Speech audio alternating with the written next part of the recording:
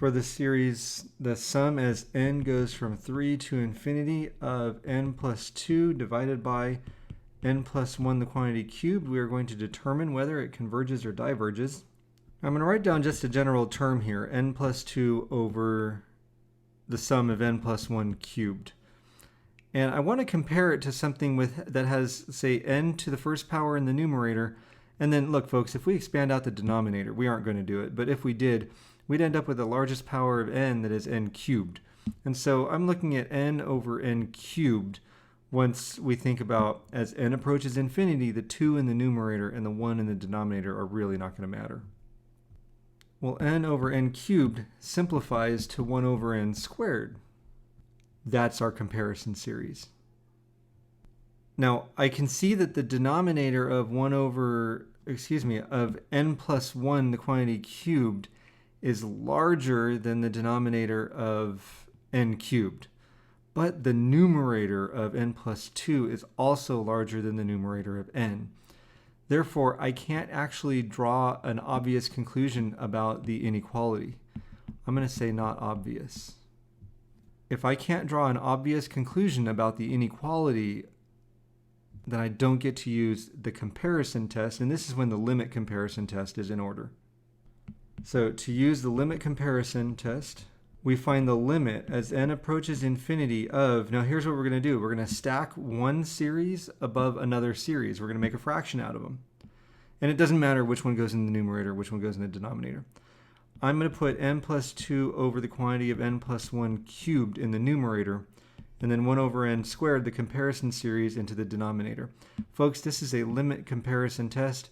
If you write it without the limit, I don't know what happens. I don't know how we get there, and I don't know how to draw a conclusion.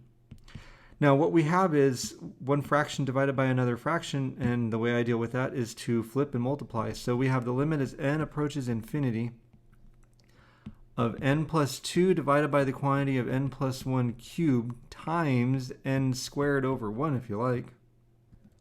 And that gives us the limit as n approaches infinity of n cubed plus 2n squared divided by n plus 1, the quantity cubed.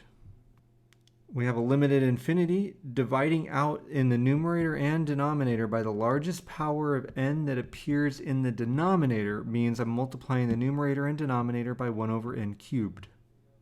That gives me the limit as n approaches infinity of 1 plus 2 over n in the numerator, and then in the denominator we have the quantity of 1 plus 1 over n whole thing cubed. I'll convince you of that in just a moment, but here if I have 2 over n and n is going to infinity, that term's going to 0. 1 over n is going to 0. I end up with a result of 1 over 1. The limit is 1. Let's go back to the statement of the comparison test, and it said if the limit is a finite positive number, then both series either converge or diverge, right? They do the same thing. Here, my limit is 1, positive, finite. Therefore, our given series, the sum as n goes from 3 to infinity of n plus 2 over n plus 1, the quantity cubed, does whatever 1 over n squared does. And it doesn't matter that n starts at 3 instead of 1. A finite number of terms at the beginning will not affect convergence. Well, we know that sigma 1 over n squared converges. But this is now a court of law, and if I make a statement that a series converges, I've got to tell you why that's true. What will you say? It's a p series with p greater than 1. Since that series converges, we know that sigma as n goes from 3 to infinity of n plus 2 over the quantity of n plus 1 cubed also converges by the limit comparison test.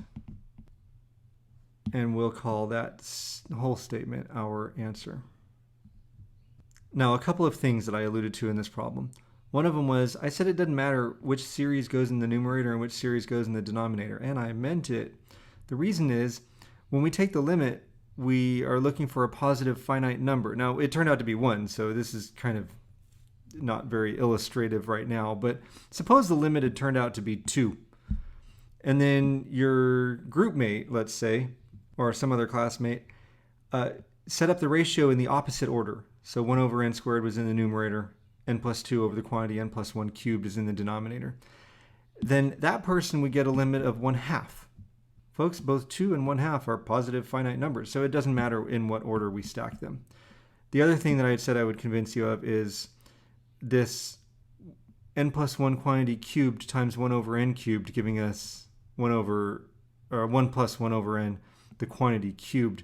And I'm really thinking of it this way. N plus 1 the quantity cubed times 1 over n cubed is really the same thing as n plus 1 divided by n whole thing cubed using a property of exponents. Simplifying inside the parentheses, I get 1 plus 1 over n the quantity cubed, and that's what we ended up working with.